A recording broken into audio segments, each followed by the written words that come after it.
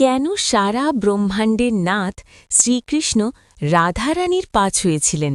একসময় শ্রীকৃষ্ণ এবং রাধা দেবী বনির পথ দিয়ে হাঁটতে হাঁটতে একটি সুন্দর ঝর্ণার কাছে এসে দাঁড়ান। শ্রীকৃষ্ণ লক্ষ্য করেন যে রাধারানীর চরণে কিছুটা কাদা লেগে রয়েছে। তিনি রাধাকে অনুরোধ করেন পাশের জল দিয়ে তার চরণ দুটি ধুয়ে নিতে, কিন্তু রাধা দেবী পা না ধুয়ে শ্রীকৃষ্ণকে তার মিষ্টি কথায় ভুলিয়ে রাখেন। কিছুক্ষণ পর শ্রীকৃষ্ণ আবারও রাধারানীর চরণের দিকে তাকিয়ে কিছুটা অভিমানী সুরে বলেন, রাধা, আমি তোমাকে বারবার বলা সত্ত্বেও তুমি কেন পা পরিষ্কার করছো না? তখন রাধা দেবী মৃদু হেসে খুব গভীর একটি কথা বলেন। তিনি বলেন, হে কৃষ্ণ, কেউ যদি একবার আমার চরণ স্পর্শ করে তবে আমি তাকে কখনোই আমার চরণ থেকে সরিয়ে দিতে পারি না। এই মাটি যেহেতু আমার পা ছুঁয়ে আছে, তাই একেও আমি নিজের থেকে আলাদা করতে